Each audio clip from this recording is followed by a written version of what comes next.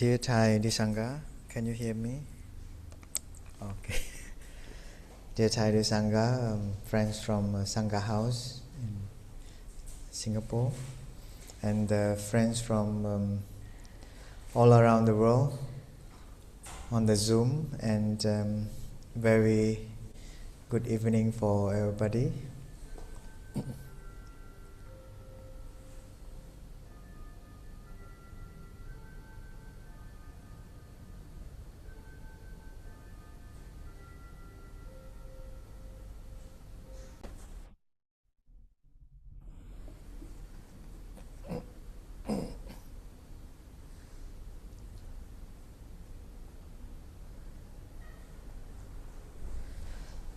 So this is the third class, will be the last class of the Satipatthana, the four foundation of mindfulness.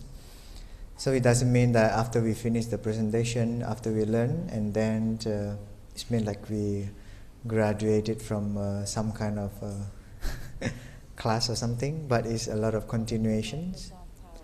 And then the most related practice, I think, is the Day of Mindfulness, when the Sangha organize over here, or any programs that the Sangha organize, is always related to the foundation of mindfulness. And then, of course, we would like to encourage everybody to come to the retreat. And then the retreat also, I have to tell you that this is a continuation. I mean, like, not like, okay, it's just like a window shopping, you go to a Plum Village and then attend one retreat and then finish. Yeah, but of course there's quite a lot of people also, like, they want to know, and then they come to the retreat for a one time, and then they are like a spiritual shopping, you know. They go to the Vajrayana, Vipassana, Myanmar, Thailand. But it's all right, yeah, because I also in that state before, like spiritual window shopping. So you try here and there, and finally, probably you will feel like there's a certain tradition that you feel more connected to you, that you feel is more easy or to practice.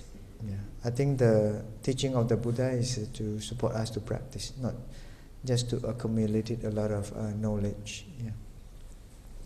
So even those when times I offer this teaching, is also quite numbers of knowledge, but those are all always related to the practice. So even though you have studied, listened to this teaching, I think it's still worth it to have this book. You can read and go ahead and go deeper. And I just want to briefly go to this four foundation of mindfulness: the body, the feelings, and the mind. We already covered 3 domain. We have 9. Still remember? We have 20 exercise, and then the 9 exercises to the body. You see, so it's very important to return to our body. And so you are always can return to these basic practices. So at the very beginning, maybe it's kind of like 1, 2, 3, 4, and then through a certain time, when you're quite master, you know how to practice, and then sometimes you can jump around. Yeah, no need to always follow the number. Yeah, but of course, follow the number is always very good. Even I have been practicing for so many years, there are many times I also feel like quite very useful and beneficial just to follow one by one. But you just only need to remember the 4 domains: the body, the feelings, the mind, and the object of mind. Yeah, and then the feeling also related to 4 feelings. Yeah, and then the mind is also only have 3 exercises. So you see, number 1, the body, 9 exercises, and then the feelings only 3. Then the mind also 3, and then the last one, you have 6 exercises. Yeah, the object of mind. So the object of mind, once again, is cover everything, included the body, the feelings, and the mind. Yeah. So let's go bit by bit. But the object of mind kind of a little bit difficult, so please bear with it a little bit. Even if you don't understand, you just let the words, sentence, let the thing just water your seed of mindfulness, and then maybe later it will sprout out and then grow. Because I also listen to our teachers teach this subject many times, and because of never give up mind, that I slowly start to see how the practice and the teaching can relate to each other. It's relevant among the teachings and the practice. So the exercise number 16 is talking about investigation of phenomena. You see there's quite a little bit difference between the 16 exercise and the 20 exercises based on the Satipatthana, because the Anapanasati, the mindful breathing, is only 16 exercise in total, but this one quite is kind of expanded versions. So what is the investigation of phenomena? Phenomena is the Dhamma, or the object of mind. And so investigation is meant to 了解, to understand. Yeah, so we're using the power of our mind. But of course our mind is easily get lost. That's why rooted in the first, second, third and the fourth of mindful breathing exercise is very important. Yeah, so if you get lost, you are always can return to the in and out, yeah, following in breath and following out breath. Because if you play too much in the mind, is easily get lost. Yeah, because you don't have enough concentration. That is why it is advisable to start the practice of sitting meditation with a very simple exercise at the very beginning, especially the first one. Breathing in, I know I'm breathing in, breathing out, I know I'm breathing out. But if you are practicing silent meditation, like you practice by yourself, actually you need to guide yourself. Give yourself a guidance. Because just now we offer you a guidance, so those words give you a directions, yeah, guidance to you. But if we say, okay, let's have 15 minutes of silent sitting, and then that's 15 minutes, you can have your own personal guidance, word of guidance, in and out. And then investigation also means that we want to differentiate, we want to make it clearly which one is which. Yeah. And then, so to differentiate between what? Yeah, the detailed examination of the source of the nature of phenomena, whether physical or psychological. So we want to differentiate these two. So in our mind, if something happened in our mind, mostly it will be stimulated by either our physical, like related to our body, or is related to our mind, or related to our feelings, because psychological is related to feelings and our mind also. Physical is mind, your body, your leg, your eyes, your nose. Yeah. And then if we know that which part, and then it's more easier for us to recognize. And then we also want to investigate these three: wholesome, unwholesome, and indeterminate. Wholesome, I think, is very clear. Yeah, like loving kindness, compassion is a wholesome. And then what is indeterminate? In the 51 mental formation is listed 4 indeterminate. For example, the first one is called regret or repentance. Then maybe you're asking why this regret categorized in the indeterminate? Because regret is not always bad, not always good, but they can fall into either one. But it depends on you. For example, do you ever heard the story about Thay told a story about a soldiers who killed a children in Vietnam? So I think he put something like a poison or something, and then to kill the children, because I think he was American soldiers, I guess. Yeah, due to hatred, due to a lot of frustration, so he killed the children. But the children is so innocent, But the children is Vietnamese. So due to the hatred, sometimes we just project our hatred to. So maybe there's one or two Vietnamese treat you not well, and then you just covered every Vietnamese bad guy. Like every time you see a Vietnamese, then you feel like there's all Vietnamese bad person.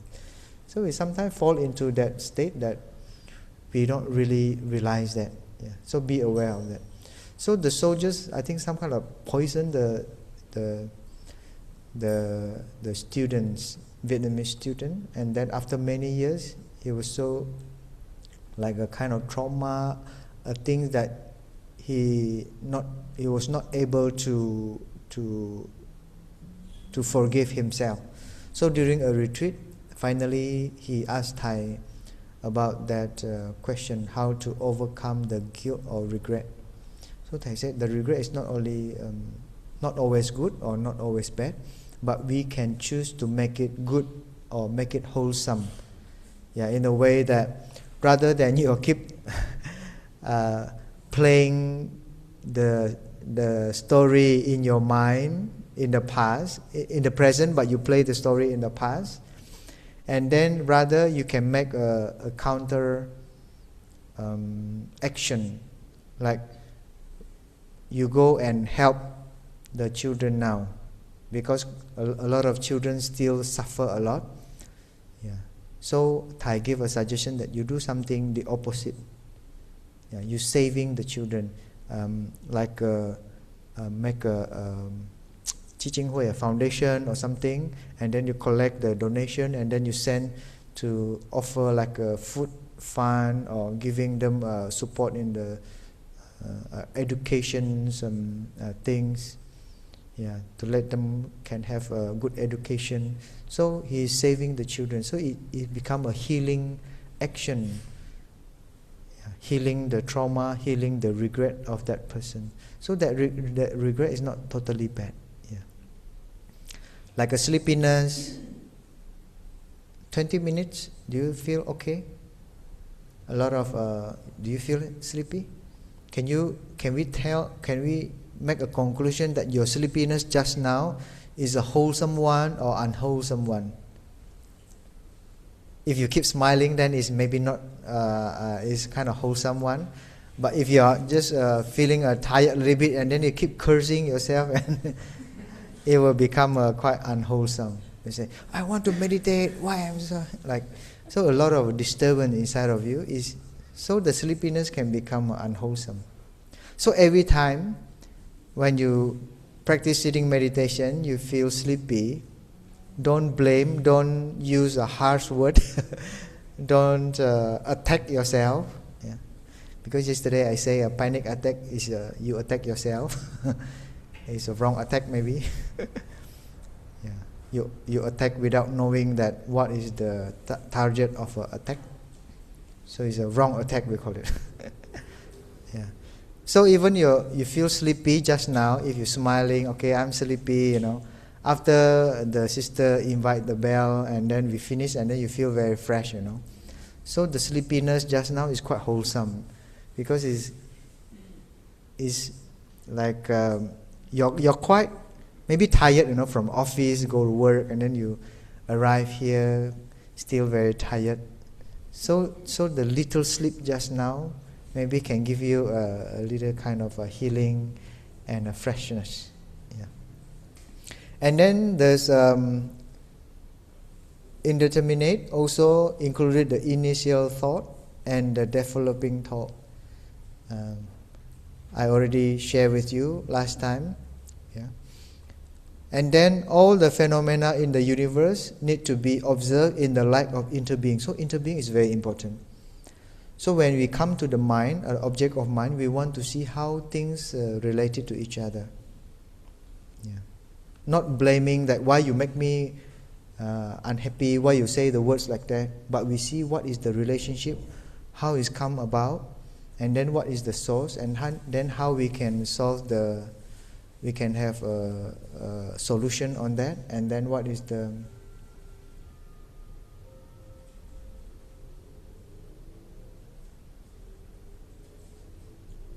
concrete path? Yeah. So it's called the interbeing, the interconnectedness. Why you are here? Because of me? I hope not, huh? Because of the teaching, because of the Sangha, because of the preciousness of the class, because of the understanding. Yeah? Because if I will go back soon. So if I go back, then you will not come here anymore. Right? Then the Sangha will always come to invite me, please come, please come. Yeah. This is called a dependency, not interdependent. Yeah. Please continue to come. Yeah, you come here not because of me. So to see the interconnectedness or interbeing, that's why we investigate. Yeah. But the investigation is always happen in the present moment. And then also we want to investigate, to slowly to understand, to know that the Dharma or the phenomena, the object of mind, have a lot of categories like 6 sense organs, eyes, ears, nose, tongue, body and mind. 6 sense object. What is that? Form, sound. What is this? Smell, taste, touch, and object of mind. Right? Maybe you don't remember, huh? And then the 6 sense consciousness. What is that? Eyes consciousness, ears consciousness, nose consciousness, tongue consciousness, body consciousness. And then the mind consciousness. Yeah.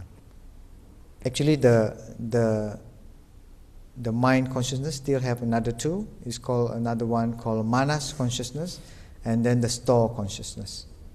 A lot, huh? So this is what we want to investigate. Not like a police or investigation, huh? But it's to investigate our life. Yeah. Okay, this is the acting realm. Just now I mentioned. You can see, huh? 6 sense bases. In the Chinese, you call it ken. Ken is like a root. Huh? Root of all your problems.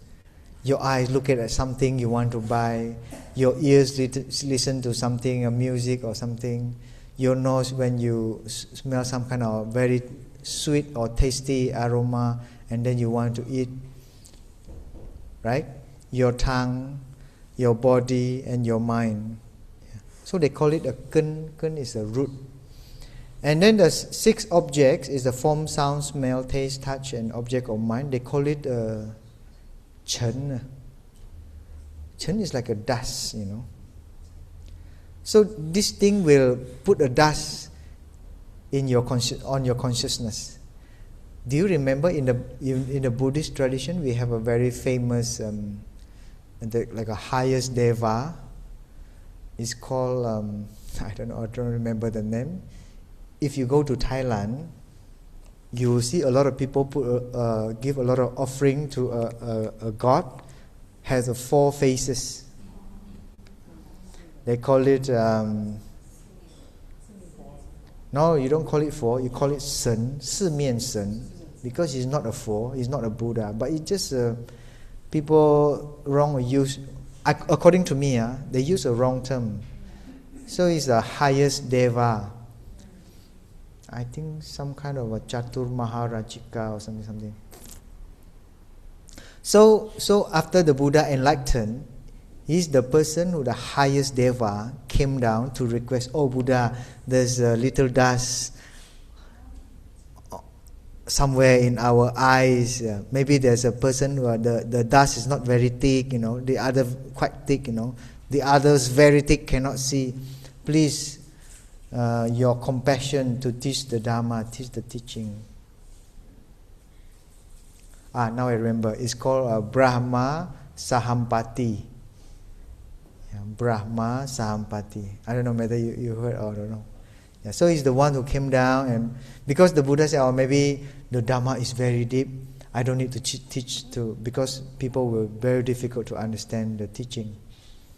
But he came down, kneeled down, oh Buddha, please teach the Dharma, teach the teaching. Yeah.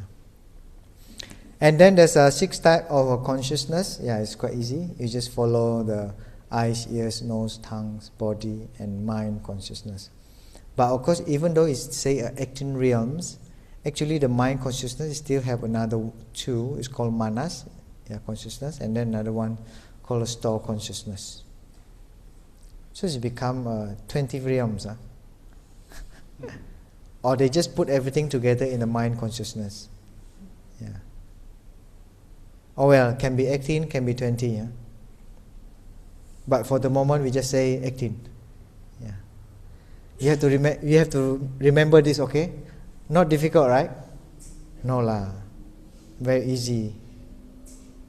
If I give you an exam to name all this, I think you can do it very well, right? No exam.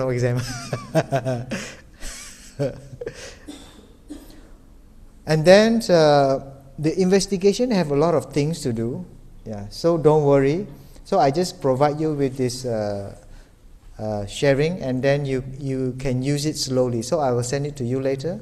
So if you don't know what to do, you can refer back and read again, and then you will remember. Yeah, it's also observation of the 5 aggregates: the form, feelings, perception, mental formation, and consciousness. So they are they are intertwined together, connected to each other. Once again, to realize the interdependent nature of all dharmas, dharma is the object of mind, and realize the essential of birthlessness and deathlessness, and so transcend the fear of birth and death.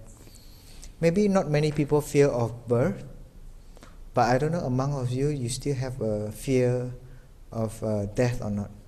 怕死啊，惊死啊。But they say Singaporean maybe not very kia si, They only kia su. Yeah. Do you know kia su? It's difficult to translate. Kia su, afraid to lose. Pa su. Yeah. So these 2 subjects, birth and death, actually quite a big things in our life. But of course, now our condition, maybe we don't think too much about birth. Maybe our mind will always think that how we can survive, What happened to me after death, Yeah. So this is like a subject for us to contemplate. Yeah. So using a present moment mind, using a mindful breathing to contemplate on this subject. Sounds like quite a philosophical way. A little bit. Through investigation of phenomena or the Dharma or the object of mind, we realize the interdependent nature of all that is. That is to realize the empty nature of all things. Can you see what is the connection between interdependent or the interbeing with the emptiness? Because one thing connected to the other things, it means they have a connection. Yeah, and then they can form one things. They can form one things.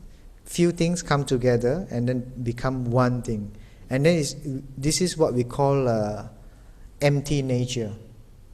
Empty nature means like everything in this world cannot form by only one single entity, but they always need more than one entity. Can you find something in this world that can produce by itself without relying on other things? The rice that you eat is depend on the farmer, depend on the sunshine, water, oxygen, depend on the warmth. The oxygen that we breathe is also depend on the trees. The trees also depend on the sunshine, the chlorophyll, the tree, the water. So everything connected to each other. So we want to see what kind of connection, but not really using our logical mind. If you're using your logical mind, you will very easily get lost. But I'm not saying that logical mind is bad, Yeah. So come back to the present moment to observe. Yeah. So the power of the present moment is very important. The mind that is not in a state of ignorance and confusion, as when we are conscious of impermanence, interdependence, or selflessness. So these three subjects is very important. Like impermanence, like even when I take an in-breath, I can feel in that moment the impermanent already. When I breathe out, there's an impermanent, very real there. Very real one. When she say, breathing in, I know this is my in-breath. Breathing out, I no longer see my in-breath anymore, right? Because when you take an in-breath, that one's still in-breath. But when you take an out-breath, your in-breath no longer there. It will be another new in-breath. It will be another new out-breath. So this is very clear of impermanence.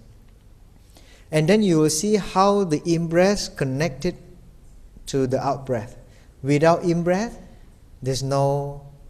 without out-breath, there's no in-breath. Without in-breath, there's no out-breath, correct? Like without left, no right. No right, no left. You think that I want to throw away all the left because I don't like left. I only want the right one. Right hand side, but cannot.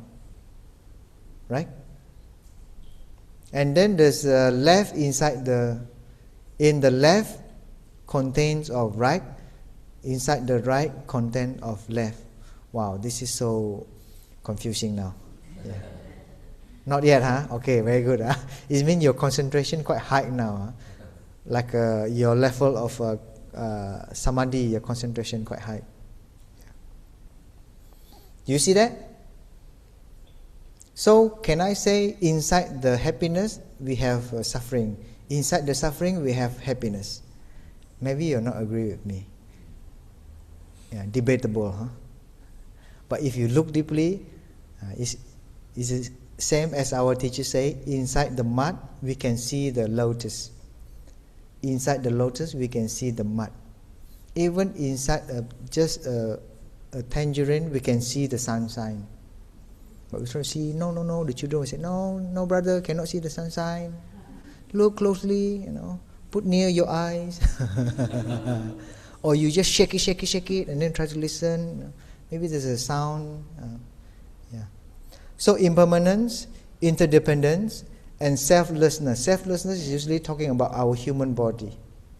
For example, it's very clear that our body, at least we have 4 elements. We have air, earth, fire, and what is another one? Heat. Gas or wind. See, at least your body have these 4 elements. How can you say that your body have self? Because the cells mean like it can produce by itself without depend on something else. You depend on the air that you breathe. You depend on the rice that you eat. You depend on the water that you drink. Correct? Yeah. So you don't claim that I'm a single, Unitarian, unique entity. No, I don't think so. Okay, so this is for us to investigate during this. That's why because we are not very good at meditation, that's why we provide you with the guided sentence for you to contemplate. Even though sometimes, I don't understand what is this, But frankly speaking, today I prepare the guided sittings. It's a little bit scary. What do you think?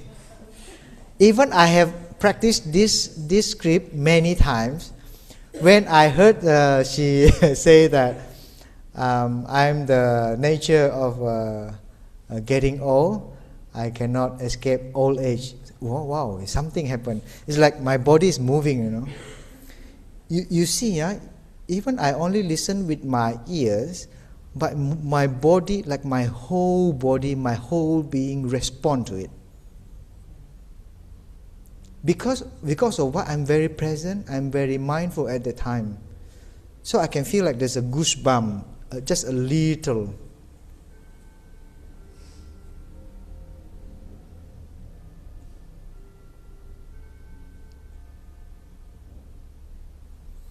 If you have that goosebump, it means your realization about that sentence is very deep. Or else, what is that? Why you say old age? Because you use a lot of mind, so you cannot go too deep. What else? May you read for us? I'm the nature of getting sick. I cannot avoid sickness. I'm a nature of what else?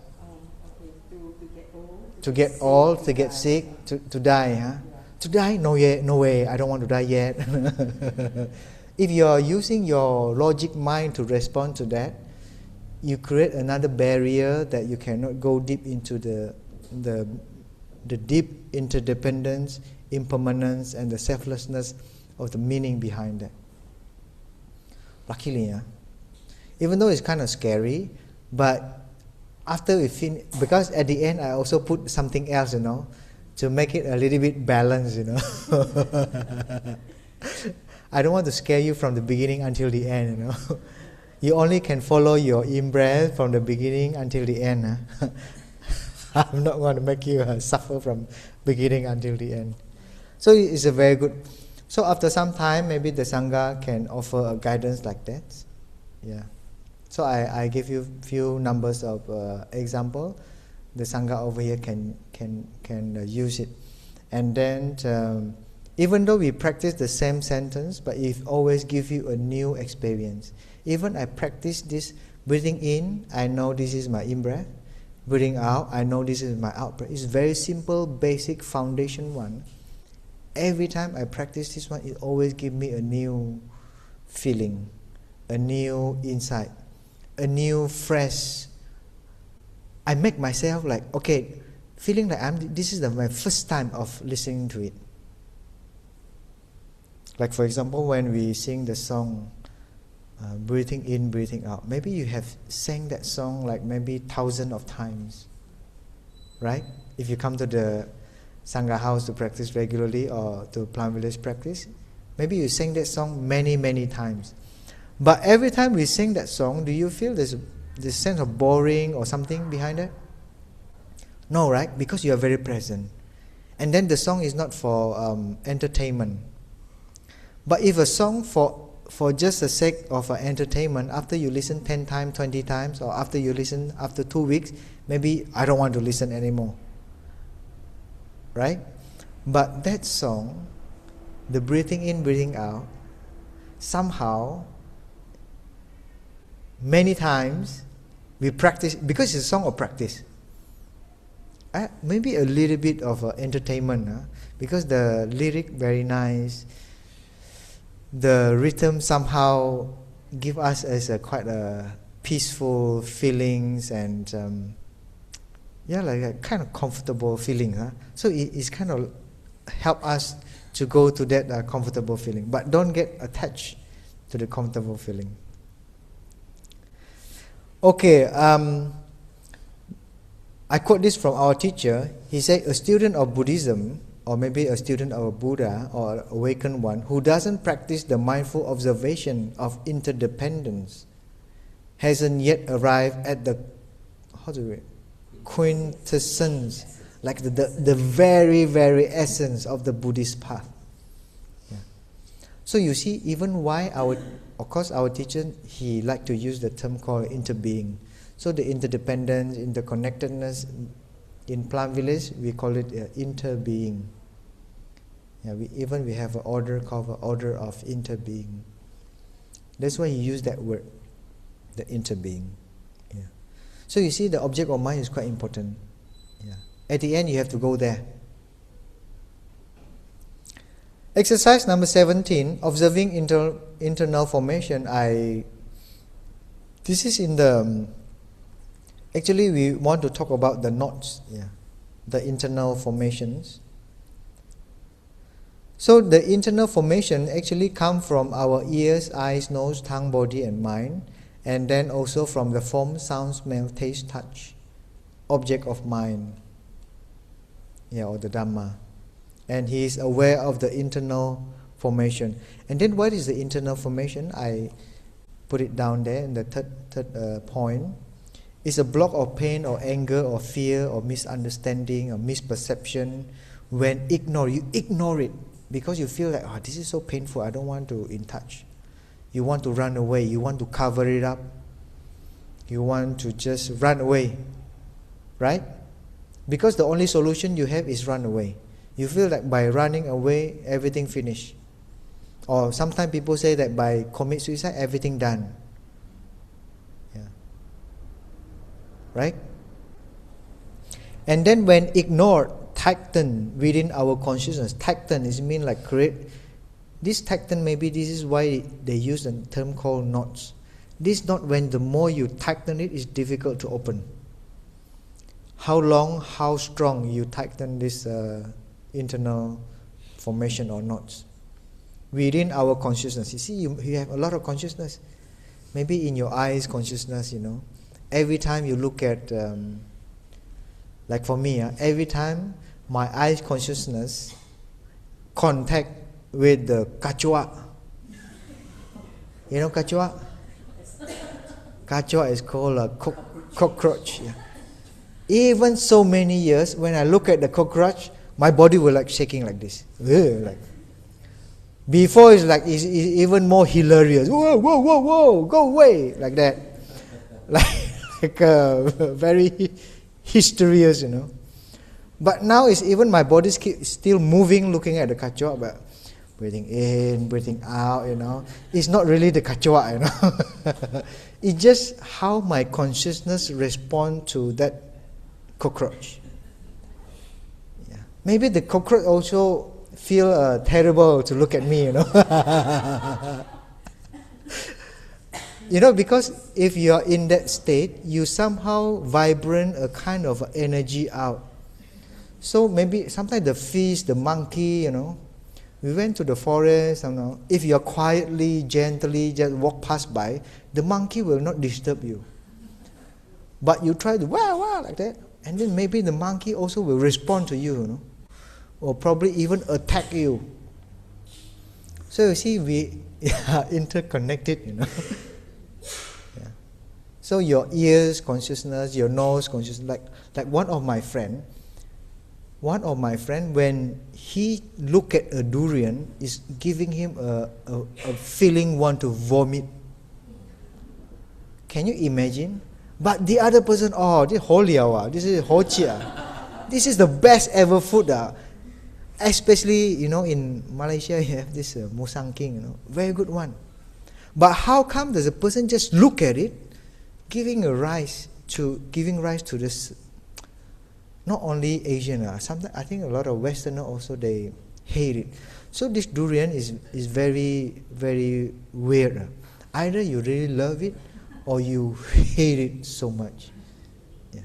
But I love durian. But please don't buy it. If you bring durian to Sangha house, we are in trouble. Yeah. So if you have more consciousness, if you can check more consciousness of your eyes consciousness, ear consciousness, your mind consciousness, the more you check and then the more you understand, and then you can be free. This is why what we call freedom. Yeah. So you don't want this internal formation or not restricting your freedom and causing more suffering. So do you think that really the durian that caused that person suffer? So yes, of course. I just look at it, I want to vomit. So he concluded that the durian make him suffer, correct? Partially correct. If that durian really make people suffer, and then everybody look at durian, they want to vomit. But not many people, not everybody like that. I want durian, please. Even our teachers say in Vietnam, they say after you eat the durian, you just keep the skin of the durian under your bed so you can smell the durian all the time. That one a little bit exaggerating maybe. But don't know, maybe people like it, These knots are often created by misconception. Yeah, we created a lot of misconception. Yeah, traumatic events. Yeah, this is also quite a lot of, even these traumatic events. The psychologists or the psychiatrists, they even have to specially handle. Yeah. I think our nowadays people, they have a kind of their mental is quite weak, so they just encounter certain things, they feel a lot of trauma there, or maybe sometimes how the parents teach or bring up their son or daughter also influence a lot. Long time ago, of course, both of my parents already passed away when I was very young, so I raised by my elder brother. My elder brother is very fierce, beat my butt, using his, what do you call it? Pinch my ear, and then if I doing my homework not doing right, sometimes he will just take a little hair over here and do it like this. It's me like, do it well. Because doing the homework, my brother will keep looking, if I don't do it correctly, he will just pinch. Yeah. Or else if I, after I go to school and then come back with the exam score very low, I have to go home, put my hand like this, and then will be beat my hand. Feeling like a lot of violence during that time. But nowadays cannot.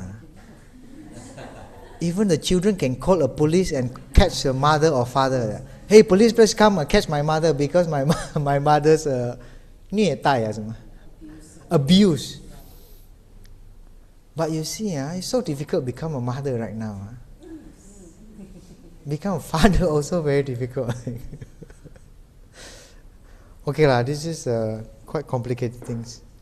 Okay, which can be untied through mindfulness and mindful breathing. Please trust, because there's quite a lot of. I think I really quite lucky because we are monastic. We spend a lot of time on this mindful breathing and mindfulness. So I feel like quite a lot of traumatic events or maybe misconception I have a chance to go over and transcend, and then to untie them. Long time ago, I have a lot of wrong perception to my elder sisters, because whatever I do, I say, my elder sister will report to my elder brother, and my elder brother will come to beat me. So I hate her so much. Because why you have to report every time, We call it what? We call it 打小报告啊. 打小报告 means like everything, because because only my elder brother can beat me, Nobody will dare to beat me. If my elder brother beat me, I no choice. I just have to accept. Yeah. So a lot of things I can resolve during the practice of sitting, breathing, the mindfulness. Okay, and then this is just a few information for you to know that in the 51 mental formations is listed the 5 dull knots or internal formation. It's all confusion, desire, anger, pride, and doubt. And then there's also another 5 sharp knots. View of the body as self. It means like my body can appear by itself without other things. But this kind of conclusion sometimes is quite subtle. That even you have this view secretly, that you are not aware of that.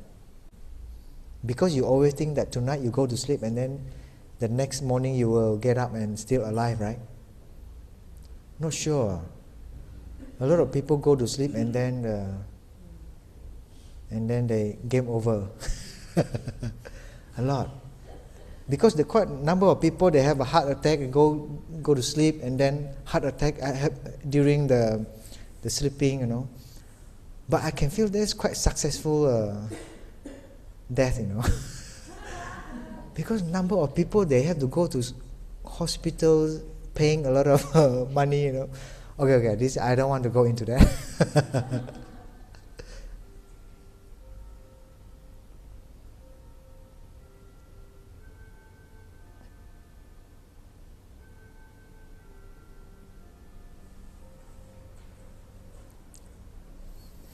Extreme view. Extreme view is mean like, oh, okay, our life is only once. Let's enjoy it to the fullest. Yeah. So it's extreme view. Wrong view. Wrong view is mean like we don't believe in the cause and effect. But this is quite clear. Huh? You steal something, you know. For example, like a 5 mindfulness training. The second one, you take things not belong to you. Even nobody know, but you know. Or else, one day, if the police find out, the police will come to catch you, right? Yeah. Perverted views is like an upside down view. Superstitious view a lot, especially Chinese. Wow, they look at a big stone. Whoa, maybe there's a deva somewhere there. They put, offering there, and they put incense. Last time we went to somewhere, we passed by somewhere, we saw there's a little altar there, but there's a Buddha there. We offer incense to the Buddha. I think Chinese, you know, they see a very big trees, big rock. Maybe there's a deva there, there's a very high being, deity over there. Or you think that by carrying a certain amulet, you know, amulet? Amulet? Yeah, this kind of thing, you know. And then you carry, and then, especially my parents, my amma, she really believes of things. They just give you something that you carry it will make you ping an. It will keep you safe. Oh well, you believe it or not is up to you. Yeah. Or certain ritual, or certain thing that can make you... I think there's quite a lot. They call it a xiao zai, you know. What is xiao zai? Xiao zai fa hui. Zai is the disaster. Xiao is to eliminate a disaster. I think a lot of Chinese still believe that, okay, this year is a year of horse, and then you are in what kind of zodiac, and then what will happen to you in this year, you have to do this thing, do that thing in order to avoid a disaster, right? Maybe less and less people believe that. But believe or not is up to you. Huh? I don't want to impose my views. Exercise number 18, transforming internal formations. Okay, this is also quite similar to the... So we aware of our consciousness, our organs, ear, eyes, nose, and etc. When they appear, we recognize it. Yeah, because things will come and then stay for some time, and then it will disappear. Everything always like that. We know that our desires or anger are not wholly acceptable to society and to our own reasoning. Okay, this is called reasoning mind or logic mind. So we found a way to repress them. To push them into remote area of our consciousness is a mind consciousness, in order to be able to forget them, or we call it forgetfulness. So we have a mechanism in our mind. We try to push it. Maybe there's a certain, you see, let me tell you, if you go to, there are people, when they ask that person to go up to sing a song, that person will feel so shy, right? But when that person go to shower, he's just feeling like, wow, this is the stage, sing loudly, you know. But you dare not to sing in front of many people. So there's a certain thing, maybe you just push it until there's a corner there, that you don't want other people to know. I think in Japanese they call it 3 phases. There's a kind of a way of Japanese look at the phases. The first phase is that the phase you just show to the public. Everybody know. You're very kind, you're very gentle, you always smile. Yeah. There's a second phase that only you show that face to your close friend, your family. Only your family know. That's a second phase. That the third phase that only you know. Nobody know. It means your personal secret, you know. Do you have? Yeah, of course. And then this is the work of a mental formation called Musita Smrita. Musita Smrita or Musita Smrti. Smrti is the mindfulness. Musita is the forgetfulness. And Chinese is call it Si Nian. But there are few places it's a Wang Nian. But I think Si Nian is maybe lost. Lost mindfulness. You lost your mindfulness. Or your mindfulness fail. Failure of mindfulness. Can we say like that? I don't know. Or forgetfulness. Contemporary psychology call it repressions. Okay, there's an example of an internal conflict and defense mechanism. Okay, let me tell you a story. Wow, almost 9. We just don't worry, there's another 2. Okay, internal conflict. Let me create a story. So the story goes like this. The mother was so sick and very in the hospital, and then the daughter need to take care of the mother. But the daughter feel like a burden to take care of mother because she already married to somebody else. She need to take care her husband. So there's an internal conflict whether I go back to take care of my mother or I continue to be with my husband, correct? So it's called as an internal conflict because she also loved the mother so much. But the mother also have an internal conflict because my daughter already married, she's supposed to take care of the husband. Even though deep inside of the mother's heart, I want my daughter to come back to take care of me because I trust her. Because the other boy or the other daughter, not reliable. She only trusts that daughter. Because sometimes maybe, long time ago you have a lot of daughters or sons. Right? So this called internal conflict. And then it's happened a lot. If we are not able to resolve this internal conflict, wow, this will be a lot of suffering there.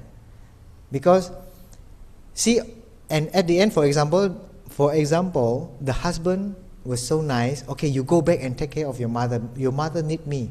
The husband is very nice. And then the daughter or the wife go back and take care of the mother. But during the time there, maybe she's not very present, because her body in the hospital, but the mind is somewhere else. So create a lot of suffering there. And then the mother at one side quite happy. Oh, finally my daughter come to take care of me. I really need her, right? But internally, the mother also have the other thinking that I afraid the husband will blame me, right?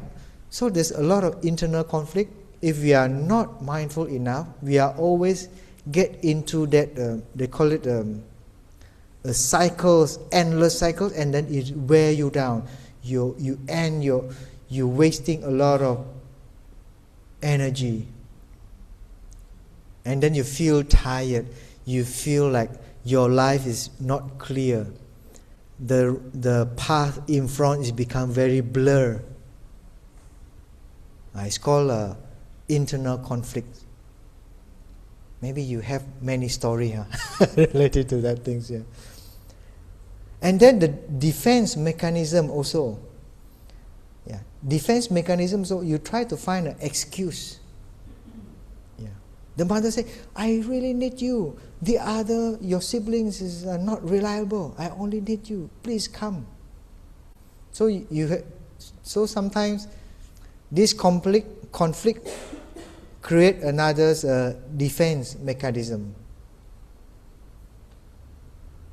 So you try to say in a way is more reasonable, but still the conflict not really at rest. Good luck, huh? I think because of this we suffer a lot, and then we don't know this happen again and again. Okay, you can contemplate on that. Sorry, I really want to quote this master, even though maybe not many people know, but if you know, I'm glad. It's called Rumi. He's a Sufi. Sufi means like a branch of Muslim traditions, and according to me, he's very Zen. According to me, maybe he's a Zen master. Zen master, but hiding inside the Muslim community. But of course, he is a very high venerated Muslim master. Yeah, he said, "Yesterday I was clever, so I wanted to change the world." Wonderful. Yeah, but today I'm wise, so I'm changing myself. So it's not you are demanding other people to change. For example, you have a partner, you have to change, or else I don't love you. So your love is really like a business. You have to do like this so I can love you. I will love you. If you don't do like that, I will not love you. If you don't have 5C, I will not love you. You know 5C? Cash, credit card, what else? Condominium, car. I don't know. I don't know. Yeah. So your love is very shallow, What else? So your love is very shallow. Yeah. But of course, quite a lot of people, they also need to be quite realistically, Yeah. You don't have house, how can we stay together? Yeah. Oh well, I also don't want to go into that. The exercise number 19 is overcoming guilt and fear. I think this is I shared with you already. Yeah. So how to overcome is to do something the opposite. Yeah. And then we have to aware when is the guilt or the fear. But I think fear is the most happen to us. Okay. Even I already practice mindfulness for so many years, sometimes if I get sick, I also have a fear. Or maybe I cannot last today, or maybe my life going to end soon, So there's a lot of talking, Not only talking, but this is a conversation happen in the head. And the good thing is I realize it, I catch it, I aware it. So I said, I compassionately say, maybe we just come down first, and I say, we means like more than what, more than one brother Phap, talking left, talk to the right. Let us come down first. Let us come down first, It's just a headache, Don't create a story that you're going to die soon, But he will talk back. Brother Phap will talk back.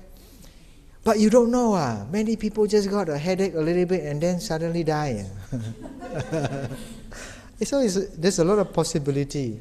So after few conversations, okay can we just deal with, you deal with me, we deal in the sense that let's come down to heal our headache first rather than keep talking, There's a kind of useless nonsense talking.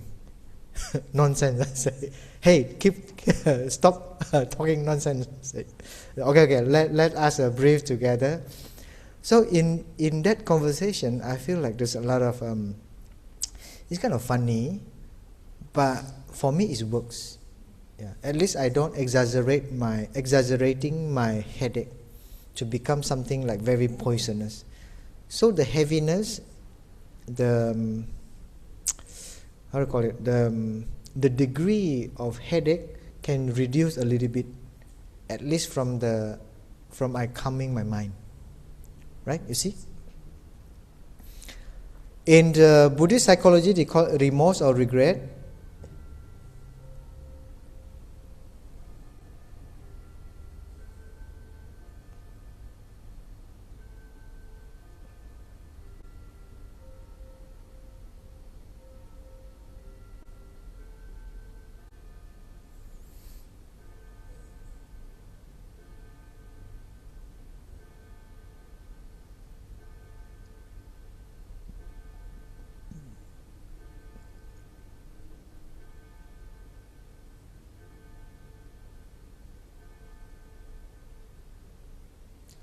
So the regret, if you are mindful enough, it can be a very beneficial. So don't think that regret is always damaging or bad. It depends on the state of your mind. If you can breathe in, breathe out, you recognize the energy or the mental formation of regret, and then it can be very helpful. In Chinese they call it, usually in Chinese Mahayana they call it Chan Hui. Chan Hui. Correct? And then in Plum Village we practice this. In Plum Village we change the term a little bit. For example, we call it a beginning anew. We can beginning anew with ourselves, beginning anew with somebody, beginning anew with the community, or even beginning anew with a tree or Mother Earth. That's why we have a practice of called touching the earth. With the contemplation, with the reading text. Our teacher also composed a book called Touching the Earth. Very nice. You can get one if you want to practice touching the earth. I think the Sangha house can slowly introduce the practice of touching the earth. It's very beautiful. But need somebody to share and explain well, so we have a right understanding about touching the earth. Like us, as a monk and a nun, we practice touching the earth regularly. And the ground of fear is mostly ignorance, because we don't know, we cannot see clearly. The failure to understand our not-self, our non-self nature. Insecurity and fear of what might happen to us and those dear to us are feelings we all have. But for some, these insecurities and fears dominate their consciousness. That's why we have a lot of consciousness. We will see what kind of energy there in my eyes consciousness, what kind of energy there in my ears consciousness. And then our consciousness, they are connected to each other. They have a cable, very strong one, or using Wi-Fi. The Wi-Fi consciousness connect to my ears or eyes consciousness or my body consciousness. So I think it leave an imprint in us. For example, when I was young, tried to play with fire and then it burned my hand. So every time when I look at the fire, I will always hide my hand behind, because there's a memory, there's a consciousness already telling me. The consciousness of my body, my hand, connect with the consciousness in my mind to tell that this fire dangerous. Or for example, your eyes consciousness, every time you go to the zebra cross, when you want to cross the street, when you see the red color, and then your eyes consciousness will communicate with the mind consciousness that, stop, don't cross. But then you see somebody cross, maybe you also want to cross. Hey, that person crossed. But it's red, we stay put, don't cross. We have to be a good citizen.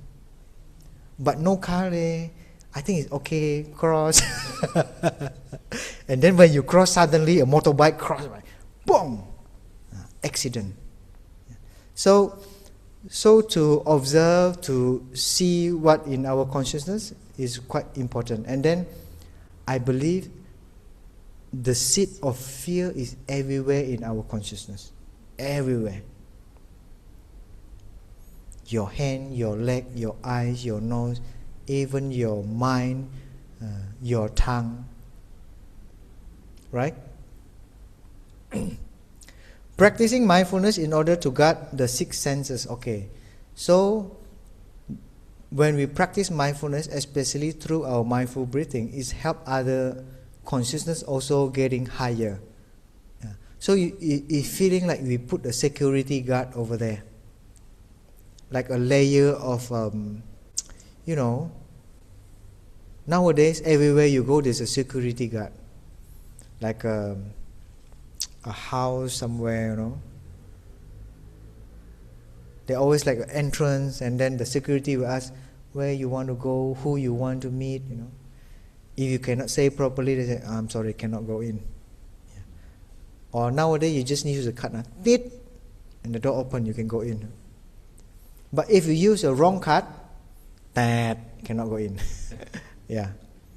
So to guard our six senses, dwell in the present moment, and be in contact with life is a wonderful way of establishing a sense of security in everyday life. If you feel insecure, okay, this is the what I call it, clue, a guidance for you. You just go back to your body. If you feel if you detect that there's an insecurity in you, you go back to your breathing. You go back to your body. You contact with what happened with your body right now. Oh, I'm alive. Your insecurity will reduce a little bit, just a little bit reducing. So our intention is to reduce the insecurity, because the seed of insecurities is there in our mental formation, in our our mind consciousness there. But don't leave it alone. If you leave that insecurities mental formation in your mind consciousness without somebody take care, it will run wild. It will create a story there. It will flip around things. Yeah. It will move everything here and there, become a very chaos. That's why our teacher always say, using our in-breath, out-breath, using walking meditation, to generate the energy of mindfulness, come up to the mind consciousness, to be together with the insecurities. So when the insecurities meet the mindfulness, the insecurities power become less a little bit, because you feel, oh, I have friend accompany me. So your fear, your insecurities will reduce. The longer time you can maintain your mindfulness, and then the insecurity will slowly become smaller and smaller. And then later, maybe even the insecurity, we don't need to do anything, the insecurities will return back to the store consciousness. So it's like a friends, we accompany our friends, using the mindfulness. So the mindfulness is very good friend. So you have to invite it regularly to the mind consciousness. Mind consciousness is like our living room. So you invite a good friend to come to the living room, stay, drink tea, and have a chit-chat. Right? Chit-chat and have a conversation. But don't worry, your living room sometimes will fill with a lot of people talking. Harsh word, anger will come, will crash the gate, we call it. Crash the gate? Get crusher. I don't care, I just want to go in. That one is called uninvited guest, uninvited friend. The anger, the frustration, they love to come to the living room to create a lot of, like a monkey, if monkey come into the room and then they will just make things so chaotic. They call it a bositiam. You cannot stay, you cannot sit still. There's always thing you can do. Jack, crock, crock, crock, tock, crock, crock. Like, I don't know what I call it. In the Buddhism, I think they call it pu an. Pu is mean north, An is peace. There's an unpeaceful energy in you that you not able to recognize. Or Vietnamese they call it Bắc An. Correct? Yeah. In Chinese, Pu An. Okay. And then last one, when the factors of awakening of joy is letting go. This is the last one. So I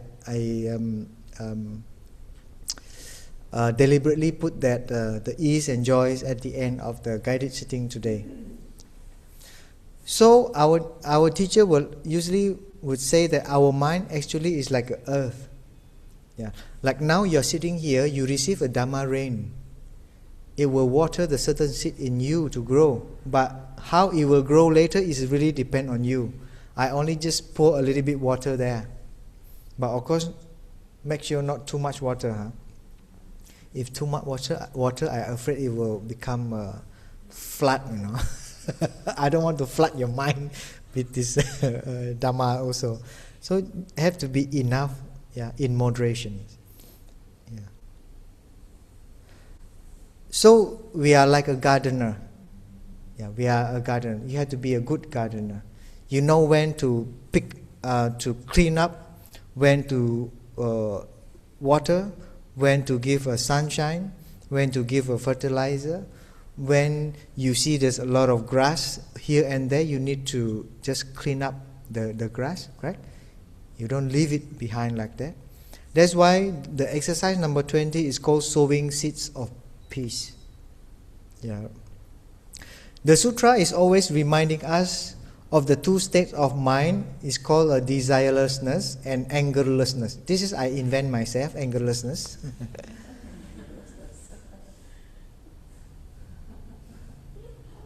Angerlessness. Maybe later we can have another OI. What call it? True angerlessness. Because we have true birthlessness, true fearlessness.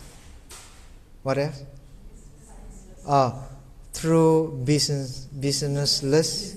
Oh man, so difficult to pronounce. Busylessness. Well, yeah. They are the wholesome seed in the mind that need to be watered and cared for. So remember, it doesn't mean like you cannot have a desire, but you need to direct your desire. This is also related to the volitions. So if you came yesterday, when we talk about the volitions, the four nutriments, right? The edible food, and then the sense impressions, the volitions, is also the desire, volition, and then the consciousness. Angerlessness also very good. So you can have this state of angerlessness if you remember mindful breathing. Or don't let the anger spend too much time in your mind consciousness. But this anger is love to just hang out in your living room, eating your food, Not only get crusher, but is also party crusher. Even if there's a party, the anger, the frustration will come to visit you, to eat your food, to create a lot of difficulty for you. On the path of practice, we need the support of this community, a sangha. That's why we have a sangha here. And so we say, I take refuge in the sangha. Sanghang saranang gacchami. We take refuge in the sangha. Including me, I also have to take refuge in the sangha. We have fourfold sangha. The 2 monastic sangha, and then the 2 lay sangha. So it's called sangha, a community. Okay, thank you very much, and let's enjoy one sound of the bell. We can have 15 minutes of question and answer.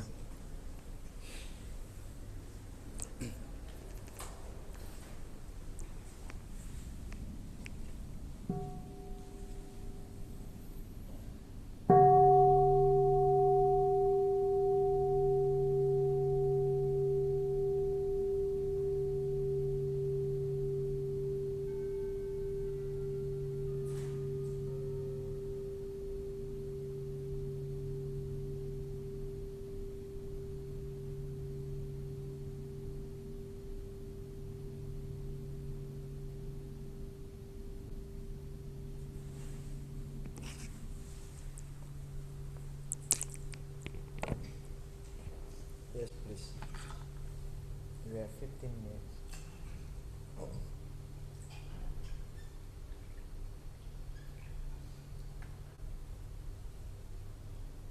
Oh, seems like the talk is very clear and complete.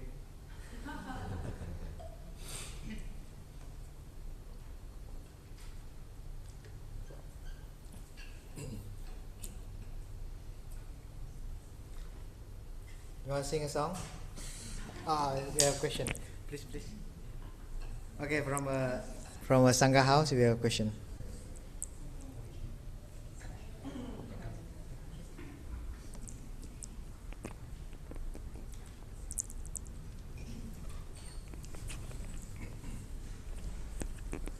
Good evening. Thank you for being.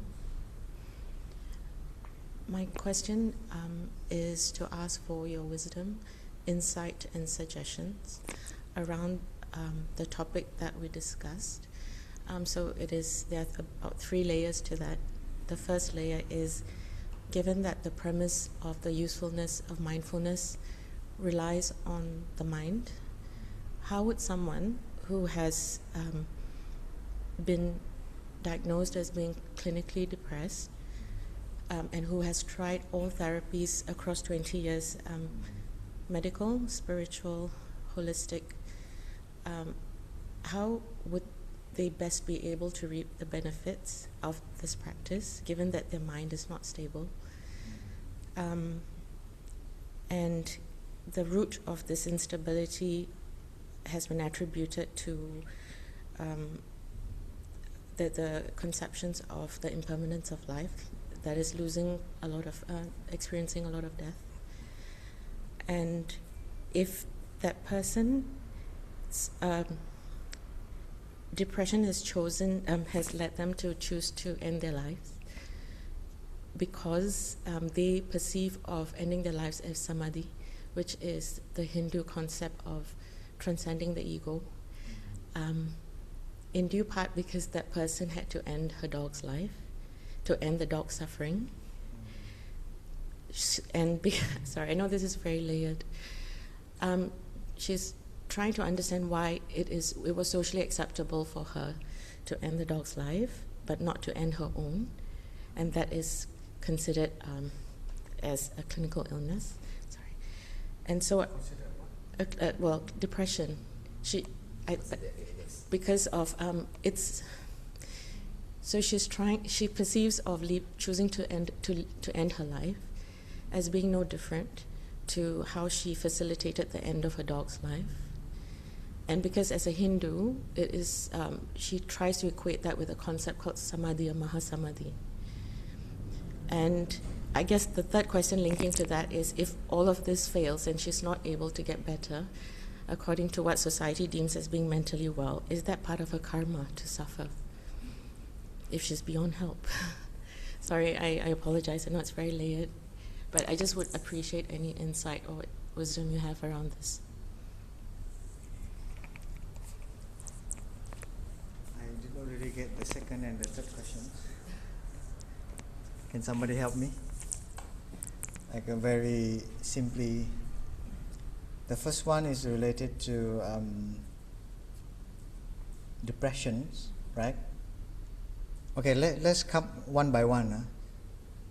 My mind cannot bear too many questions.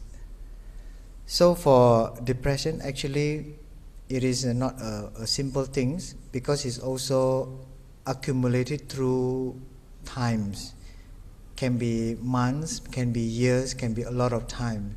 So to untie the depression, to help the person in depression, sometimes you need a lot of effort, and then need a person to specially care for that depression. And then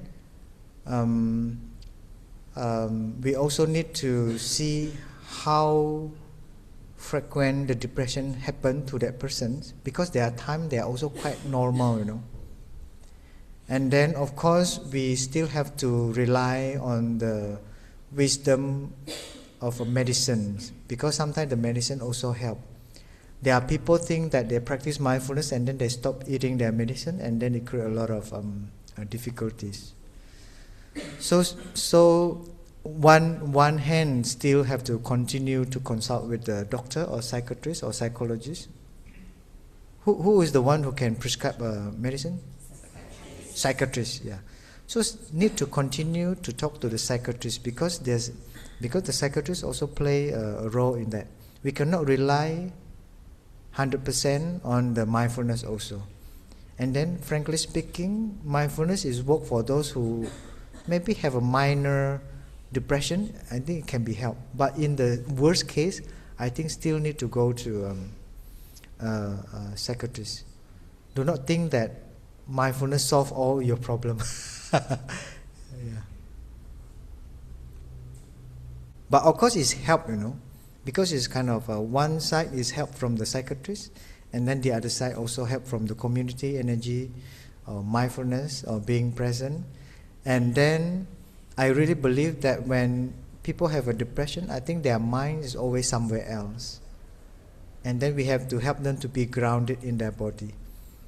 So we have to give a guidance how to return to the body, what kind of simple things that person can practice when the symptom is like that, when the depressions manifest. What is the first thing that person need to do?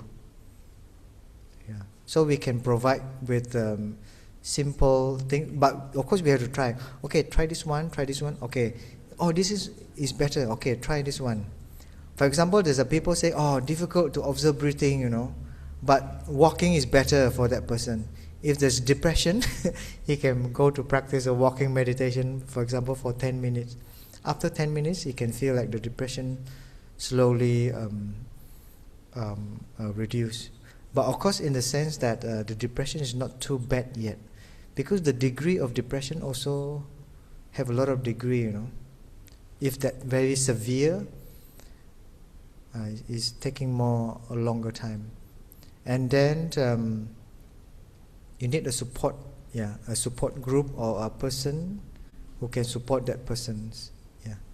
And then, frankly speaking, everybody have the seed of depression. So bigger, more or less, we also have a depression in the very minor and a very small amount. But that amount will not disturb us so much. But for that person, the degree, the seed of depression maybe is too big already. Need time to transform or make it small. So everybody have that seed. Yeah. Maybe our seed of depression is kind of small. Yeah. So I think this is what we can suggest. Yeah. And the second question, I think, related to what? Dog. It's a belief about how you can help a dog to die, and then you yourself cannot kill yourself. So I think there's a conflict there. That how come suicide? You can help a dog to die, but you yourself you cannot kill yourself. I see. What is the conflict there? Okay, there's a difference between the instinct and the intelligence between a dog and the human. There's a quite difference. There's the first thing we have to take into consideration. And then, of course, from the beginning, we are quite different already. So we cannot really make an equal between a dog and a human. But of course, every being, either a dog or a cockroach or a human being, everybody want to continue to live. Yeah, we want to survive, right? Even as a dog, even maybe got a sickness or certain thing, they also want to survive. Actually, they fear of death. But of course, the cause and condition not always sufficient for the dog to continue to survive. But it's very a lot of variable condition there. Like for example, if the dog is suffer so much already, and then we consult with the vet, the doctor to take care of animals, vet, and then maybe the vet also give a suggestion. Maybe we can take into consideration the suggestion from the vet also. But of course, we have our opinion, but we can check. Yeah. But of course not because we are very called it very 没有良心 like very cruel that we want to kill the dog. But yeah, sometimes maybe we have to contemplate again. There's terms called euthanasia, yeah, like a mercy killing. So even though you feel like you're killing the dog because the dog suffers so much, but there's a lot of compassion behind that killing. I believe that also can happen. Yeah.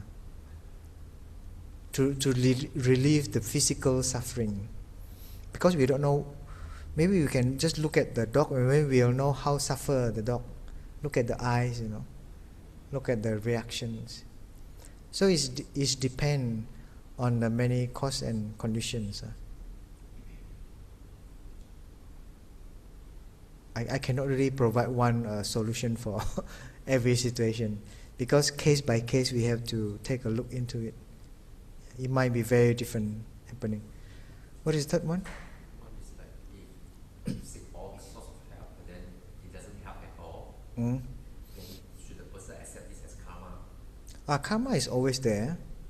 Yeah. Even taking in breath and out breath is also a karma.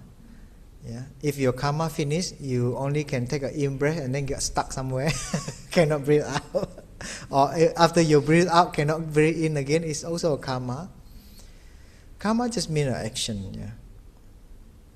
Your taking in breath and out breath is an action. Your thinking is an action. Your speech also an action. And then there's a good action and a bad action. And then there's action also there's a reaction, or they call it retributions. But what make it different is your present moment mind, that make the karma so different. It might be related to your, because in Buddhism we believe that our life is not only this life. Yeah, we believe that. We have many past life. So during our past life we also have done a lot of things, either skillful and unskillful. This is also our karma, that is like our savings. You come to this world with a savings. Of course, those savings will on the queue to ripen. But who will ripen first is difficult to say. But that queue can change, because nothing permanent. If you have a good mind, probably the thing will ripen to you, your karma will ripen, it also will be a good one. Even a bad one ripen, the bad karma ripen, but your present moment mind is very calm and peace. It will help you to endure the bad moment with a light heart. So you don't feel like so heavy to face a certain bad situation. For example, if I'm quite mindful during the whole day, and then somebody just called me giving a bad news, that bad news, if I respond with the unmindful mind, it will become very heavy. Even I can faint down. But if there's a lot of mindfulness there, yeah, even I receive the bad news, I take a long in breath, I take a long out breath. So the bad news not become so heavy. Actually, it may be very heavy, but because my present moment mind is quite ready, so the heaviness is reduced a lot. So this is what we can do. So I think that's all what I can share for the moment. Thank you very much. Yeah. So can we read one question from the... Oh, that's a lot. How might we resolve internal conflict when they arise? Yeah, I think if that conflict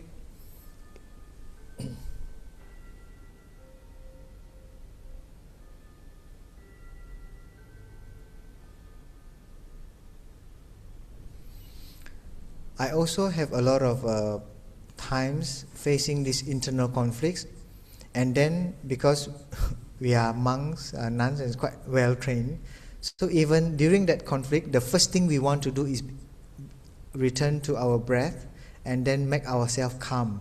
If I cannot calm myself, I will return to my body. So I can create a calm and peaceful mind during that time, and then I respond to the internal conflict. So I be the best of me to respond to the internal conflict. And I really believe using a peaceful mind to respond to that internal conflict, I can make a best decision that's suitable. Even though sometimes I'm not very sure that whether I make a best decision, but at least I respond with a calm and peaceful mind and very present the internal conflicts. So, and sometimes the internal conflicts feel like it's a fake internal conflict. It's just me, myself, creating a story to make the story become an internal conflict. So be careful of these fake internal conflicts. And then when you resolve in your mind, it feels like nothing. Why I have to spend so much time thinking this thing? Yeah, it's called a kind of not really an internal conflict. You just make it, you exaggerate it into an extent that it's become very big. Yeah, make it smaller. I think it's possible. Such a deep compassion to this person and for you. It is difficult to have a friend who is suicidal. It must feel very helpless to not know how to support your friends. These friends are still place or activists or people that if don't feel like, at least feel less heavy. Okay. I wonder if this friend can first move toward the thing that feel less heavy and dark. Yeah, I explained already. The teaching kept mentioning to be aware when fear is not arising, anger is not arising. Yes, correct. So we have 51 mental formation. How are we supposed to practice awareness of 50 mental formation that are not arising at all time? I think that too, the desirelessness and the angerlessness is special, have being named, that it is important to, because probably these two create a lot of problems. Wait. I somehow create a lot of balloons. I'm sorry. So the desirelessness and the angerlessness, I think there's two seeds that maybe we need to check from time to time. Yeah, because I think it's very easy. It's happened maybe all the time. Little anger, middle-sized anger, big anger, right? Or the small desire, because the desire always, when you open your eyes, there's always a desire. Oh, I want to eat this one, this, right? I want to watch this one. Like, so the desire and the anger, I think there's two seeds, mental formation, that maybe you can pay more attention to it. Because probably, I believe, it come to visit you regularly. So if you leave it unattended, it will create a lot of problem without you knowing it. Troublemaker. But we can transform it by paying attention and look at it, and then maybe say, hello anger, I know you are there. This is a practice of Plant Village. Breathing in, hello anger. Breathing out, I know you are there. Like that. It's calling the anger with its true name. Yeah, it means like we acknowledge that there's an anger there. And then the anger will say, okay. After 5 or 10 minutes, the anger will exit by itself. No need to kick. No need to kick the anger out. We just open the door and then he will exit by itself, go out, Yeah. Okay, I think this is what I can share for tonight. Thank you very much for your attention, and I hope you have a clear map when to practice, and then be aware of a certain mental formation. Please remember always to come back to your body, to come back to your feelings, and then slowly walking on your mind and the object of mind. Yeah. If you think that mind and object of mind is very difficult, please continue to strengthening your practice, especially return to your body.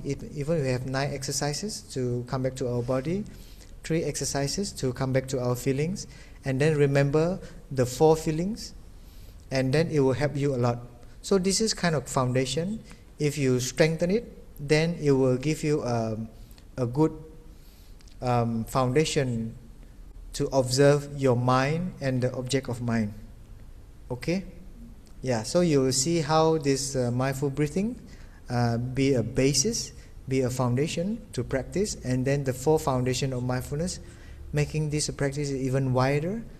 Yeah, not only during our sitting, but walking, eating, listening, or working, take a bath, brush our teeth, and other activities. Okay. Thank you very much for your attention, and let's end with 3 sounds of the bell, and let's breathe together. If you remember the gatha, we can recite in our heart together. Listen, listen, this wonderful sound brings me back to my true home. Let's enjoy 3 sounds of the bell.